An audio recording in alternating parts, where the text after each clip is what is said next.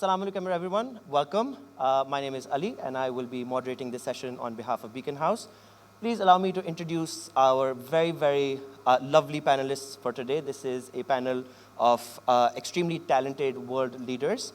May I please invite first Ms. Cynthia Geyer. Ms. Cynthia Geyer is a senior advisor. Ms. Cynthia Geyer is a senior advisor to Global Dignity. She joined Global Dignity as organization's first executive director from January 2017 to February 2022. Ms. Cynthia began her career working in the American South on civil rights and renewal of rural communities. She was the founding executive director of Portland Schools Foundation in Oregon, an NGO she has led for 12 years, building a diverse coalition of parents, teachers, leaders of the youth, minority organizations, businesses, and elected leaders.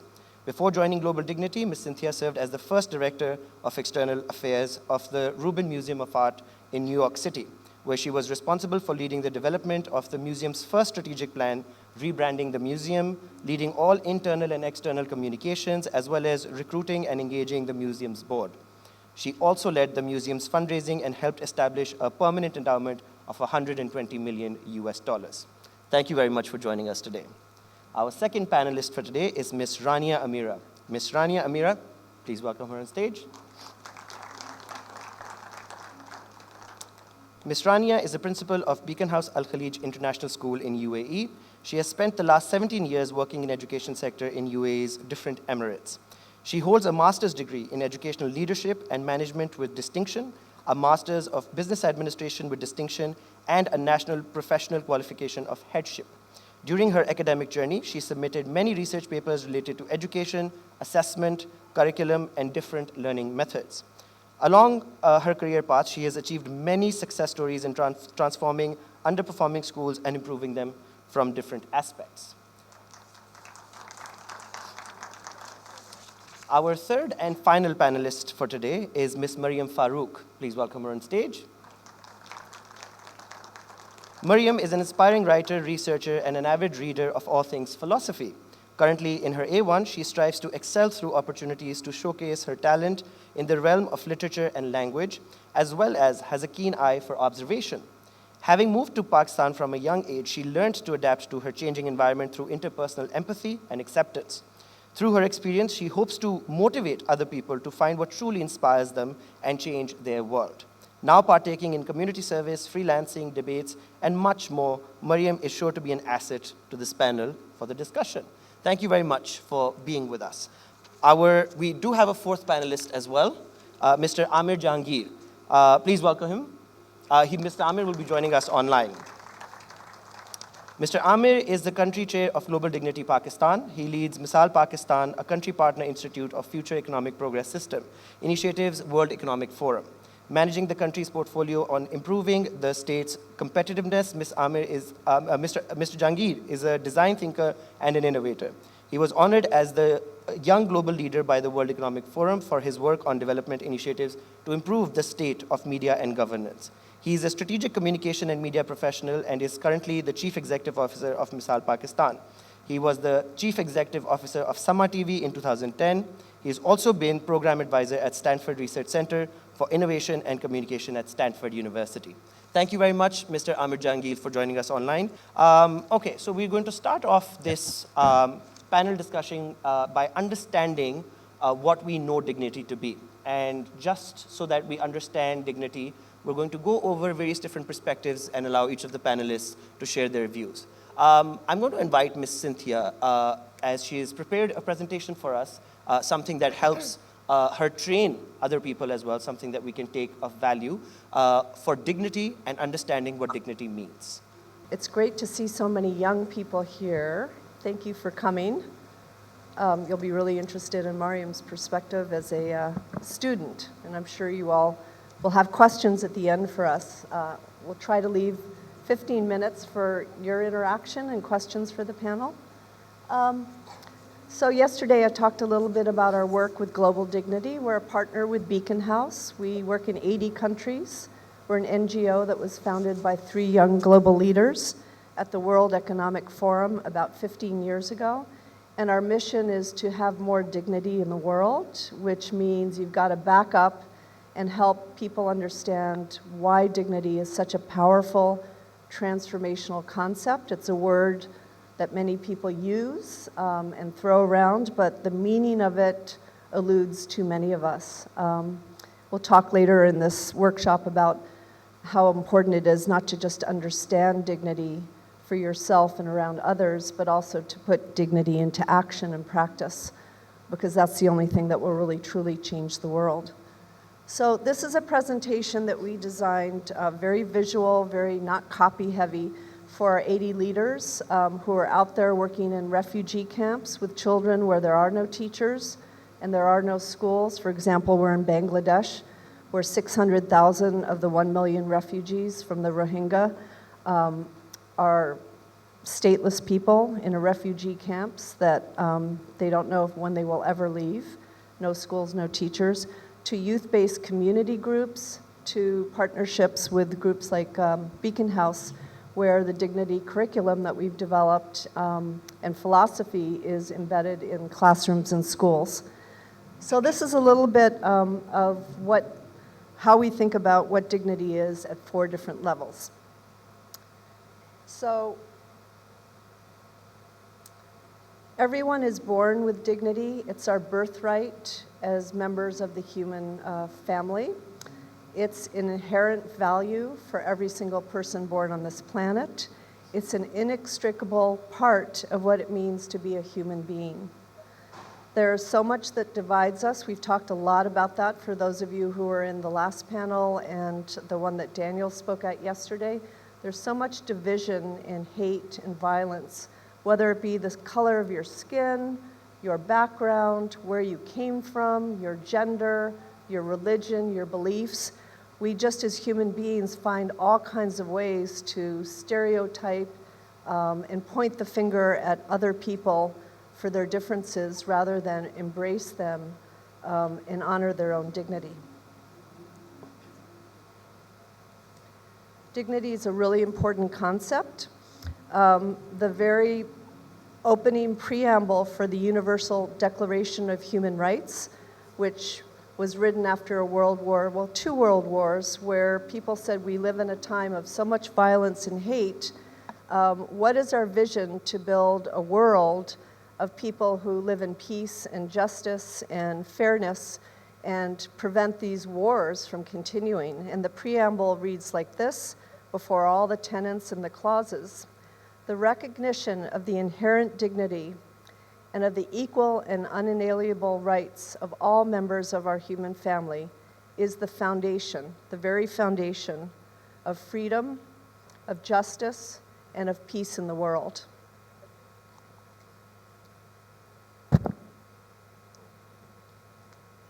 So it's a powerful document, and again, a standard that we have yet to live up to in too many parts of the world. So, as I said, at Global Dignity, we help people understand how dignity plays itself out in very different ways. And as they were saying before, Stephen Covey's son, Sean Covey, everything starts with you. And we find in schools and communities and refugee camps, and indeed in all societies, that understanding your own power, your own voice, your own self-worth doesn't come naturally to all of us. And unless you live in an exceptional family, an exceptional community where you are born with people honoring your dignity, it's really easy to reach 5, 6, or 7 and feel like your dignity has been violated, and you lose your self-confidence and your joy in life and your ambitions. So we see this in schools all the time, where children are just held back from learning and from achieving and being all they can be, reaching their full potential, because they don't have that feeling inside that they have found their own dignity. You're born with it, but it can be stripped away from you in all kinds of ways, and it's part of the human journey to find it. So it all starts with you, each individual. When you are able to find your dignity, and we have all kinds of interactive storytelling workshops that do this. It's not a lecture. It's not something you're taught to do. It's an interactive process where you start to peel back what's preventing you from feeling that you can be all you can be, and finding your own strength in your voice. And when that happens, you gain confidence, you become more resilient, you have more sense of agency that you can actually make changes in your life and changes in your community.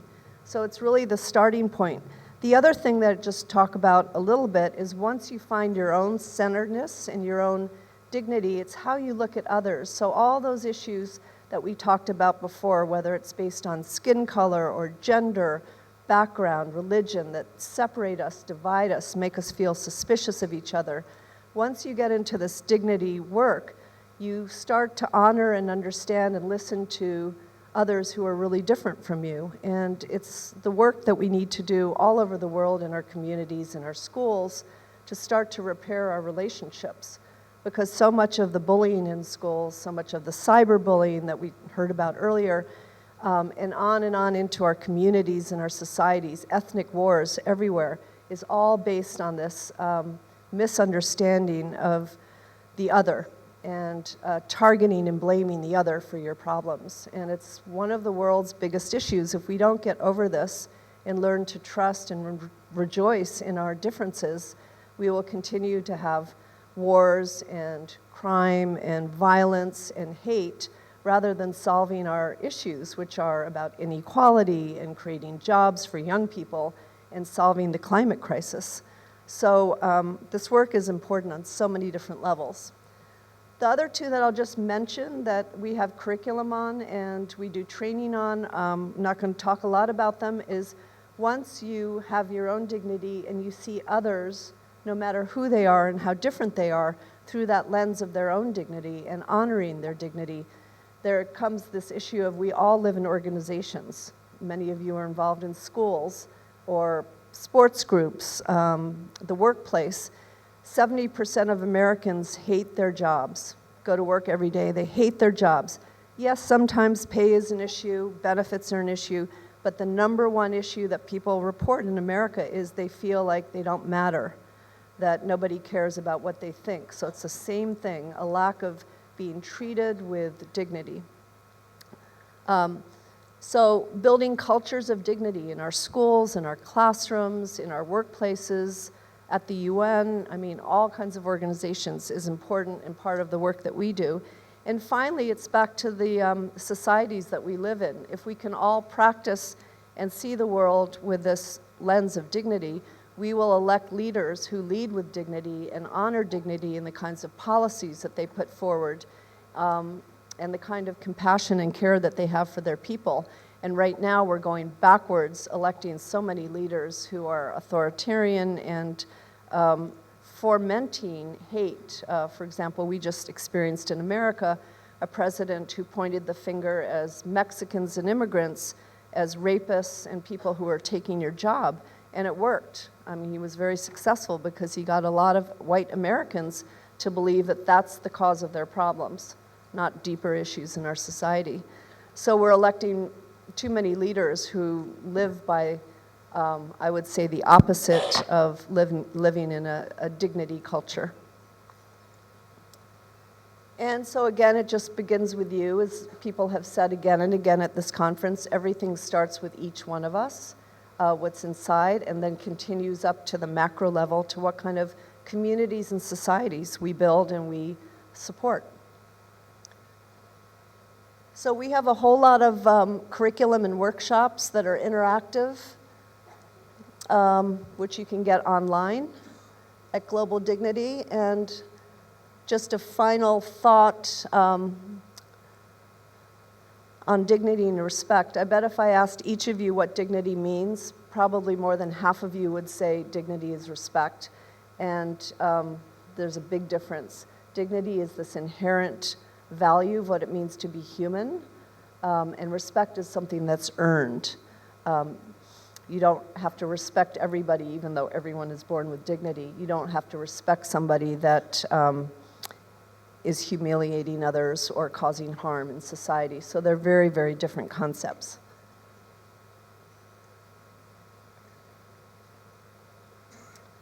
So So everything, our curriculum, we have developed with the Bill and Melinda Gates Foundation over 60 what we call learning experiences. I wouldn't call them lesson plans, but guides for this interactive, storytelling-based curriculum around finding your own dignity and then beginning to look at others through that lens, all the way up to human rights and kind of understanding how we build communities and societies that are based on dignity cultures.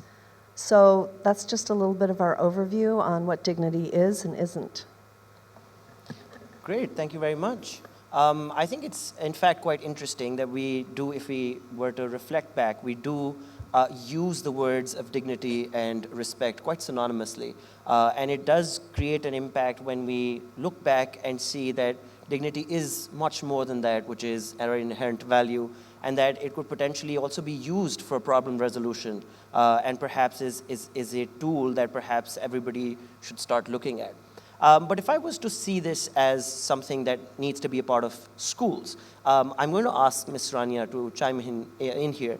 Do you think that pedagogically, is there strategies that we can adopt that help and shape our classroom? Can you hear me? Okay.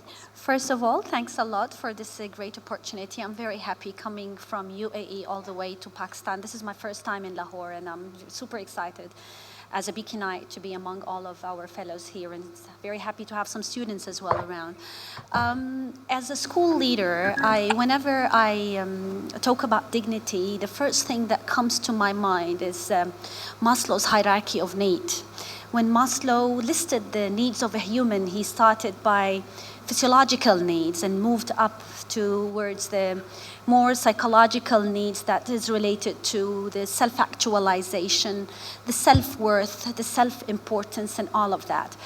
As a leader, because we are leading teachers, students, a big community of people, we also take the ownership of advocating the rights of our people, either as students or as employees as well. But looking at the dignity from the curriculum perspective or the pedagogy perspective, as educators, we are teaching two types of curriculum, I used to say. The content knowledge that we all know, that we have it on the board, related to the lessons objectives and lesson intentions, that is very well known to everyone. In addition to that, we teach something else, we call it the hidden curriculum, which is basically the values that we teach our students, either by practicing it unintentionally. However, ironically, recently we started to say we don't want it to be intangible, we want it to be more tangible. We want to talk about it. We want to make sure that it is part of our discussion on a daily basis. Things related to dignity can be practiced through the autonomy that we give to our students in schools. For a fact, for instance, in my part of world in Sharjah, in my school, what we do is we make sure the students' voice is heard through many different opportunities. My students are part of the governing board, for instance. They're part of a students' council where they can have the opportunity to start different initiatives and different activities in the school. In addition to that, we celebrate all of these different occasions like Dignity Day, celebrate the values that we have through global days, celebrating the differences among our community. I'm working in a school that has more than 4 different nationalities, which gives it a big a floor for diversity, differences, but we know very well how to respect that difference by taking a stand for what we believe is right. And at the end, I believe that we lead them by example. We are the real role models for our students. If we take a stand for the things that we believe in, our students, they will see that in us, and they will learn it definitely unintentionally at a certain point as well. Thank you very much. I completely agree, and I think I can chime here myself as an educationalist. that students do in fact look at behaviors that teachers adopt. And it is in fact very obvious that they pick up on a behavior a teacher projects. So I think it's important to learn as educationalists ourselves, in fact, what dignity is and how we can kind of project it for others. Can I please ask Mr. Amir to chime in here? If we were to look at ways in how we enable others to advocate dignity for their counterparts, their peers, but in fact also look unto our own self and see how we can advocate dignity for others. Mr. Amir, would you like to comment on that? Well, the is the realization that yourself, if your actions, and your interact, it automatically sort of a current to humans surroundings, how they gets a new language parties that how between each other. So I appreciate dignity for myself. I appreciation for dignity, and that appreciation will be society which is appreciative, respect for people of the society in a way that their own individual self.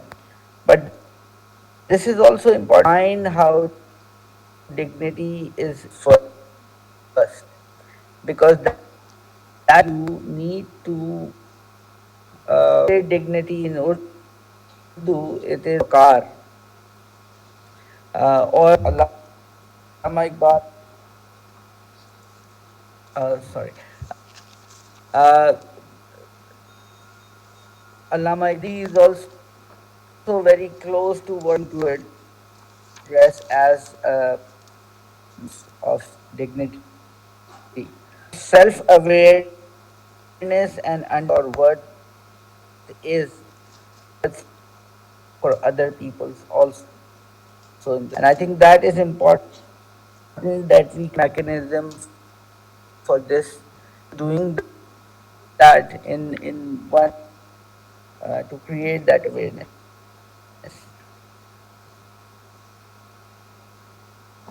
Great, thank you very much. I do agree that I think that an appreciation of what dignity is and understanding it from various different mechanisms is important, and perhaps that's something that strategically helps not just schools but organizations and other communities perhaps to also build a culture of dignity. While I'm on that note, Mariyam, I'd like to ask you, from a student's point of view, how do you think dignity, what do you understand dignity to be, and how do you see it in your surrounding amongst your peers? First of all, I'm really glad to be here, honored to be among this panel because I'm already learning so much, and as a student, I think we often forget how important it is to absorb as much as we can in our surroundings. But to answer your question, I think the biggest way that we see and observe dignity in our everyday school lives is through the observation and the simple act of noticing how people treat each other, and how, like Miss Cynthia said, it's a birthright and it's not something that has to be earned. So even if you're meeting somebody for the first time, you're always going to notice and you're going to see how people interact and how people treat each other. But more specifically, we had this event specifically in our school recently on Dignity Day. And during those celebrations, a head PN in our school shared his story of how his daughter was diagnosed with thalassemia, and he had to leave work because he couldn't afford to take out time to be at work when his daughter was at the hospital for so long, and how he suffered financially as well, and how through that suffering, his colleagues and his workplace environment helped him financially and emotionally through that difficult time, and how that helped him come to a place in his life where he could start his own education as well. And he worked through freelancing, and he's now one of the top-rated freelancers on Upwork. And I think that story served its purpose in telling our entire student body how dignity is not something that you have to prove yourself to be capable of having. It's something that you are born with, and it's something that we need to remind ourselves that it's important, because at the grassroots level, there's this in my generation, there's this misconception, I'd call it, that dignity is something that's not as pressurizing. It's not something that we need to discuss as urgently as we need to discuss climate change or the gender pay gap or things like that, because those things are being highlighted more in social media.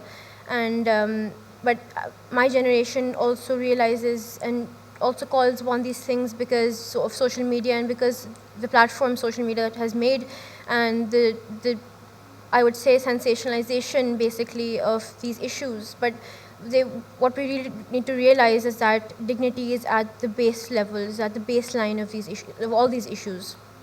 If we don't have dignity, if we don't maintain a level of dignity for every issue and every cause that we support, we cannot go on, and we cannot be activists and guardians of the future and protect and maintain a balanced world one day in our lives, when we are in institutions and in workplaces where we want to make a better and more stable environment for our children.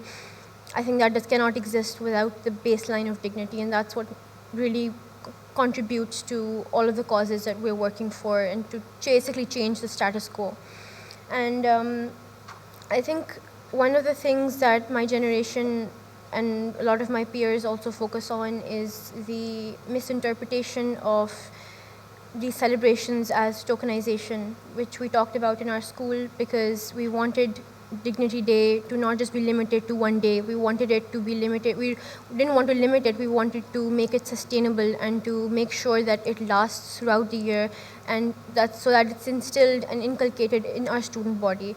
And so for that, we proposed to have a microfinance program where we take out loans for our custodian staff and for those working in our school, so that we can, and then eventually to have this program and this policy implemented in more schools, in more branches of Beacon House, to maximize the impact, so that the sustainability and the aspect of dignity that we're trying to promote is something that lasts for a longer time in schools, and so that we are not just taking a picture of what we're doing, how we're celebrating Dignity Day, of telling somebody's story and then trying to move on to the next thing that we want to talk about. These things should be talked about, and they should be a part of our, like Ms. Rania mentioned, our hidden curriculum. They should be practiced so that every student knows how and when to practice this dignity. And I think a lot of my experience of dignity has been through hidden curriculum as well, because I learned at a young age, even in Beacon House, how the provision and the sort of the limit of dignity and the limitation of dignity being provided to you as a student from your peers or for your teacher, all of that, how that impacts you as a person, how that impacts your self-esteem and your own confidence. And it's really important, I think, because one of the 10 fundamental components of dignity, as Ms. Cynthia said, is basically an acceptance of identity. And an acceptance of identity is basically, I think, one of the biggest factors of dignity, because it allows you to comprehend all the other facets of dignity. And accepting one's identity and accepting everyone that's in your environment, their dignity, is something that takes a lot of practice, I believe, and it's something that people my age are still learning, and that learning and that trying to learn it and taking up other people's views and examples and treating them with dignity is something that I think could one day change the world. Thank you.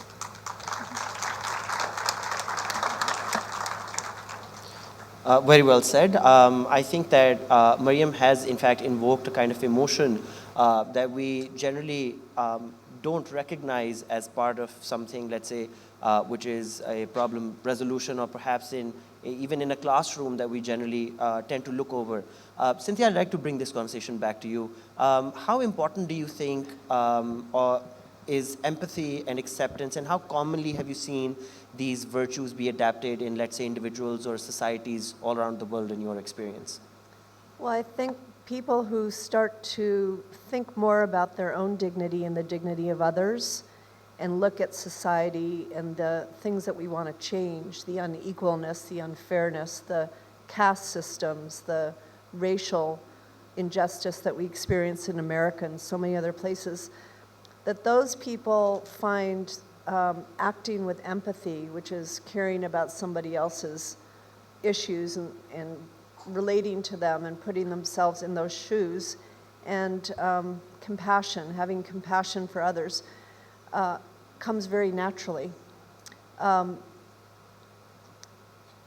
for people that don't think about this and don't practice it and don't focus on it, I think it's so easy to practice in this world through social media hate and non-acceptance, judgment of others based on these things that separate us, your religion or your gender, or it's so easy to type people and say they're different, I don't like them, or they're causing me problems. So I think it's one of the world's biggest challenges is how do we build harmony, how do we build peace, the world is not going to be less diverse. The world is going to become more diverse. And you see how these issues are causing so much instability and so much waste of billions of dollars to fight wars and to promote ethnic violence and intolerance. And for schools, it's a big issue because, when you're 9, 10, 11, 12, that's when you start to differentiate yourself from your family values. Some of them might you accept and some of them you may question, but that's the time in life where in all societies, people start to form their own sense of how to navigate the world. And that's why it's so important, beyond the academics that are so important, to start to focus on some of these issues because they really matter, and they'll trip us up later if we don't deal with them early. I can add to that as well here. Please do. Being a leader, Ali, I just want you to know it's have been a challenge, especially for people with a specific target. I personally am a very target-oriented people. I come to the point sometimes that, I don't have a time to listen to some problems that sometimes that comes up, and the team comes to you and you guys, let's just sort this out and move forward. So I believe it's very important that we need to educate ourselves, even if we don't have that genuinely or we don't have it by nature. We need to come to a point where we have to educate ourselves, to listen, to give the chance to allow the people express their feelings, give them that autonomy to talk about what they believe is right and what they believe is not right. That's something very important. So it is intrinsic at a certain point, but it can be also extrinsic, where we can also add it and learn it from the environment around us. Another thing very important, I believe, we should not always leave it to nature. We tend to be people who believe in dignity as a human because that's a humanistic thing. However, also it's very important for the policies to be in place. We are in schools, for instance, we have the child protection policies, anti-bullying policy, these type of policies that make sure the rights of these people and taking a stand for what they believe in is already there, and the consequences for anyone who is going to harm this right is also there, in order to make sure that we are running the schools the right way that it should be run. I completely agree. I think that in schools, creating an environment that fosters these virtues is not just essential, but it's also something that students take away to their houses, back to their communities, back to their neighborhoods. And I think that when we talk about community, it is also important to engage our community. And I think that We would like to have some questions from the audience. So if you have a question, please raise your hand. There are ushers that are standing on either sides of the auditorium. They will come to you. They will take your question, and we will try and get through as many questions as we can possibly manage. Just to kind of bring this conversation back to Mariyam one last time. Mariyam, from a student's perspective, how well do you think an environment is fostered when it comes to sharing these kinds of virtues with your peers, or learning them from role models that you get to see in experiences that you have every day? I think it really depends because students at different levels have these different values of dignity. At face value, they think it's something that is a given, is something that's obvious because we're a class that is privileged. And we don't realize, and I say this while I include myself in that category, we don't realize how important it is to understand as privileged people, as privileged students who are going through an education that we were lucky enough to obtain. We don't realize how important and how fundamental it is. And our school, Beacon House has been one of the biggest, I would say, instruments in the last few years of my life to inculcate this feeling of dignity in me as well, because it's something that, like Ms. Rania said, it can't be taught through content. You can't come walk in a class and be like, today we're going to study dignity. But through every single lesson that you have, you're learning the importance, you're learning how and why you need to observe these values. And to answer your question more specifically, I think in my current college environment, there's this environment that we've made that really caters to this feeling of having a dignified and an upright sort of position as equal people in whether it be a student council or our weekly meetings that we have. And I think that inclusion and that sort of ability to make your voice heard makes everybody feel really dignified. And comparing this to a younger class, sort of at a younger level in middle school, I would say a lot of people didn't really focus on this. And I think it's really important because if it's going to be something that you're going to live your entire life with, it's best to start early. And I think the students and people my age and people who are younger than me really need to sort of focus, I guess, on the aspects of dignity that they can inculcate and sort of implement in their lives. And lastly, I would just like to say that the landscape that we're living in today, be it the political or social environment, it's really, I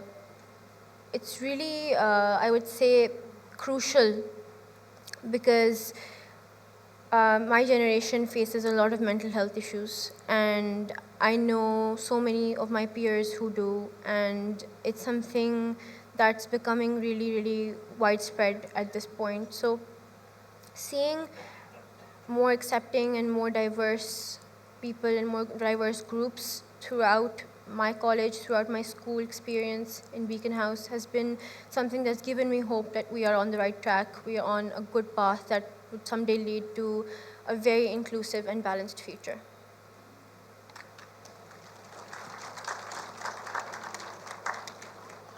Thank you very much, Mariyam, for sharing those thoughts, because I think it is in fact important for all of us, the adults, to understand how we can set that example for students. And I think that Mariyam is very right in pointing out that this is not something that can be taught over a course or a class. I think this is something that needs to be embedded in the culture that we create, in the kind of environment we foster for our kids, not just at home, but I think at school, in communities.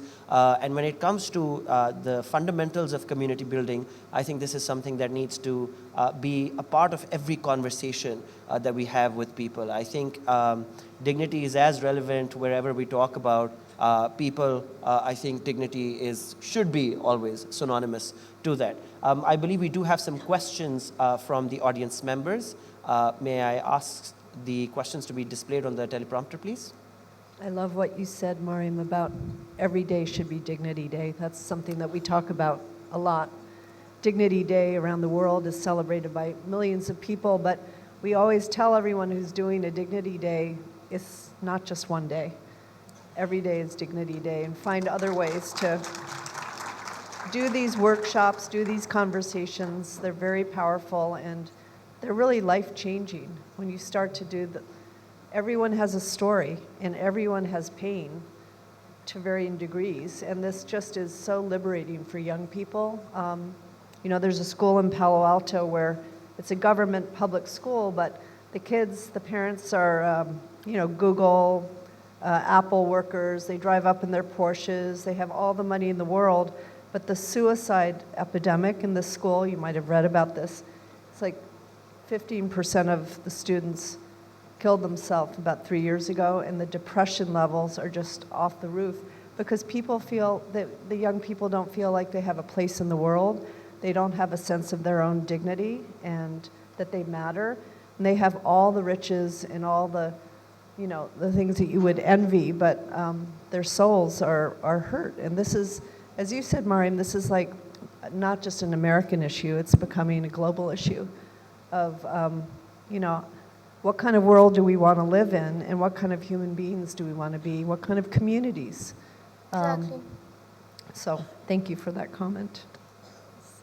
I agree. I think that in most interactions that we have with each other, it's not just an expectation that we are treated with dignity as an inherent value, but I think that that's also something that's reciprocatory in most sense. We do have a question which is very similar to this comment, and I'd like to share this question with Ms. Rania. The question is, how should we ensure that dignity is the basic currency of our everyday life? And specifically to schools, how do you think that this is something that would add value to the classroom? I was just thinking about the same idea a few minutes before. I think it's all about like saying good. We teachers, educators, we have the art of the feedback. We're feedback seekers and we feedback givers. All of the time we give that type of feedback to our students. And I always mention that statement to my teachers. Whenever you give a feedback to your student, make sure to sandwich it. Sandwich means positive, negative, positive. So even if you want to critique your student about something that he have done, but you just make sure to not harm the feeling of that person or not cause any type of hurt for his dignity. That's something very important. I can assure you we really value that. Yes, 100%. So I think this is something very important. The way that we speak to our students, the way that we sandwich our feedback on daily basis, it will definitely make sure that we're reaching the target, we're hitting the target that we are targeting, but at the same time with no harm to their dignity. I completely agree. I think that I completely agree. I think that when we look at dignity, we generally tend to, of course, avoid emotions sometimes. And when we do tend to look at emotions, I think that we generally forget the fact that those are real human feelings that we need to take into consideration in all matters. And I think if we were to kind of really steer that conversation of emotions away from emotions and simply make it about dignity, I think that that's something that could really change the conversation and foster it differently. If I was to kind of ask all three of you to kind of encapsulate this idea of what and how students can identify dignity, how would you kind of encompass it in a few words? Mariyam? I would say for students all over the globe, this is not limited to Pakistan, they take it as face value. Like I said, they don't look at the deeper levels of its implications, its ramifications in their lives and the people's lives that they're influencing. They only think of it as something like dil rakhne wali baat hai. That's how they usually take it as. They think that we're just trying to make the other not feel bad. It's emotional, it's a conscious effort, but it doesn't have to be a conscious effort. It can be as simple as practicing it in your daily life so that it becomes unconscious, and so that when it becomes unconscious, every single person, it becomes a domino effect. If someone treats you with dignity, you return that to someone else, and so we become this positive loop, and we become this community that's inspiring each other and uplifting each other to do better.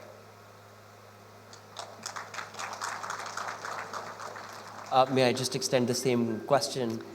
Yeah, I'll give an example. A friend of mine is a teacher in Brooklyn, New York City, of 12-year-olds, so 7th graders, and he said he's been doing the same job for 10 years in the school, and he said before he started to do the dignity workshops, which are really simple, they're all on our website, but the questions are simple. First, when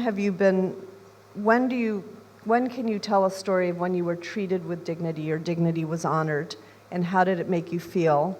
And then the harder one, which is where the emotions are, when were you humiliated or not treated with dignity, and how did that make you feel? He does this now every September with these, 30 kids, 12-year-olds.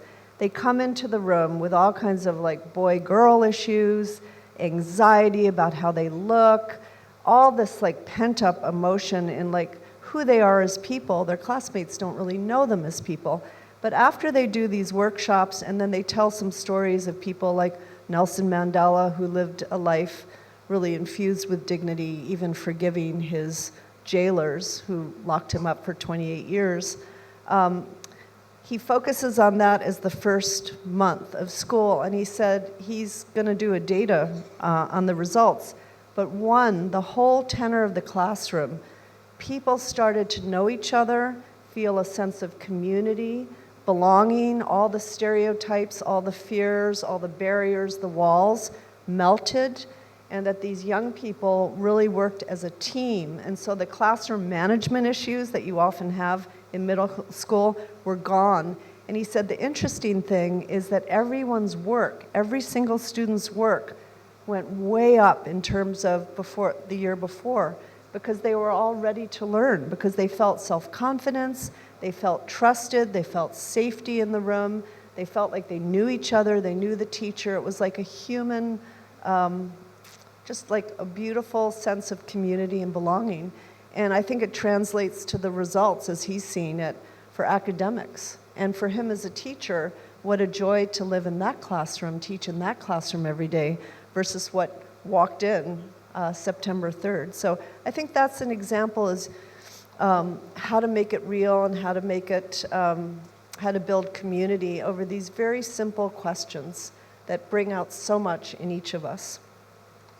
I completely agree. I think that the concept is one that should not be complicated. I think it's a very simple concept, and I think it should remain simple. It should be shared very simply, because I think that's the best way to have it be understood by the masses, or the maximum number of people at least. I just want to take this to Ms. Rania. How difficult is it to incorporate dignity as part of a school setup? I don't think so it is difficult, because as I just have mentioned, and maybe Cynthia have also shared that previously, it's a human nature. We just need to go with our nature. We tend to be kind. We tend to be, that's a human nature thing. If we work against the nature, I think that where it would be difficult. I will give a very simple example we used to do in schools for those students, new joiners of a school. We created a buddy system. Like a new student can be or a senior student can be a buddy of that new student to make him feel home, to make him feel, comfortable in the school, getting to know the system and accepted and welcomed among the other peers. So small practices, it's not a rocket science. I mean, it's a small thing that we can open a small discussion among our students and talk about it. And I'm sure that our students are very creative when it comes to ideas, and because at the end it is a way for them to express their thoughts, express the ideas and their rights that they are believing and what they believe that they want to see in their school. So involving the students in such discussion also would be very helpful, because it will make the discussion more rich and make the initiatives and ideas as well very rich and well practiced in the school on the long run. Of course, I think the experience has to be about making this an enriching experience for the students. But I think, and this next question is very relevant here. With so much knowledge and so many things to learn, and it becomes inevitably very difficult for students to adapt to these various different habits that they're being kind of endowed with. How can you kind of, and students generally do face discouragement as well as a consequence of that. How do you think we can show dignity, and do you think that this is or could we develop a system that is persistent and evolves over time? I'm happy for any of the panelists to share their thoughts on the subject. May I? I actually wanted to add on to what Ms. Rania said, because I think in institutions, from a student's perspective, when we create programs where we're trying to assign people with each other and to build these bonds, at most cases it works really well. And but my own experience, I think especially since you in UAE and there's a lot of multinational students there, that sort of relates to my experience, because I was in Saudi Arabia for my childhood, all of my childhood, and there I faced a lot of subliminal marginalization through a series of things. And even in class 4, I mean, children as young as 9 and 10 had these things instilled in them. And so I think having coming back to the sort of the idea of these programs, I think for most cases there's still this, even when students are appointed to be these ambassadors of change, they still have these preconceived notions and these reservations about their own, even if it's suppressed, their own sort of feelings about that person or their class, their age, their sex, whatever, things that they think divides them from each other. And so I would like to just say, as a student, I think instilling, and something that I've experienced in college recently, is something that my seniors have taught me in a span of 2 or 3 months, and that kindness comes from within. It's not something that they learned in college or in school, that you should treat your juniors with respect, or a program that made them be helpful to me and to my peers. And I think it's something that inspires me to be like them in the future as well. And so this continuation and this cycle, like I said, really helps to continue this this feedback loop and this positivity that inspires every student to be the best that they can, because in the end, everything that you do reflects both on yourself and your value system. Very well said. I think that it's important that as a part of this conversation, we need to know from the students that we're teaching as to what their feelings are like. As Ms. Cynthia has already pointed out, that I think this conversation needs to extend beyond what we know and what we have learned, to engage our own students in our own classrooms and set up models that are more localized to where we want to implement them. If I could just have closing remarks about empathy and acceptance, and how well acquainted do we think we are with those concepts and how we'd like to see them in the future. Ms. Rania. Definitely there are important values, empathy and the acceptance to the other people, accepting yourself as a start, and then allowing the other people as well accept you in the community. These are all very important values and norms. We as a school, we make sure that we want to instill them in our generation, either directly or indirectly. And I would say that as a Beacon House school, we also follow this learning profile system that I believe most of the Beacon House schools that they follow here. And we focus on these important values in our pedagogy and our different practices across the school through different practices and different occasions. As I said before, we lead by example. We need to practice kindness and empathy on our daily routine, I would say, as teachers, as leaders, educators, so our students can learn these good values from us, and it becomes a natural habit at a certain point in the school. Great, thank you very much. I can't remember if it's Nelson Mandela or Martin Luther King, two great leaders of dignity, but the quote goes something like this: people are not born to hate, they're taught to hate. And if they can be taught to hate, they can be taught to love. So, I mean, a little bit different perspective. Yes, we have both inside of us as human beings, the potential to harm and hate, and the potential to love and heal. So I think part of this dignity conversation is how do schools, which are educating, the next generation, the guardians of the future, help teach love and forgiveness and compassion and honoring dignity, rather than doing what so many other people in the world are doing, which is practicing hate and violence of the other. Mariyam.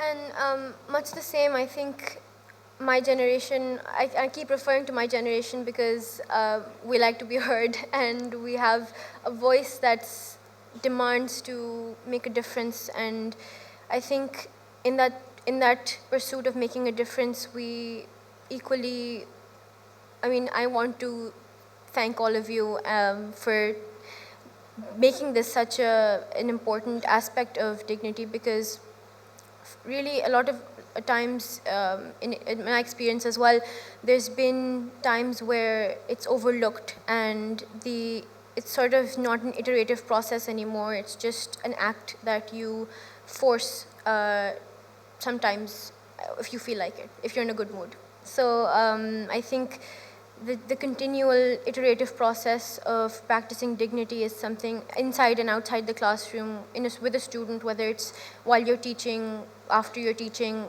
in an institutional environment. I think every step of your classroom experience and every step of your educational experience has to be lined with dignity, no matter what you do.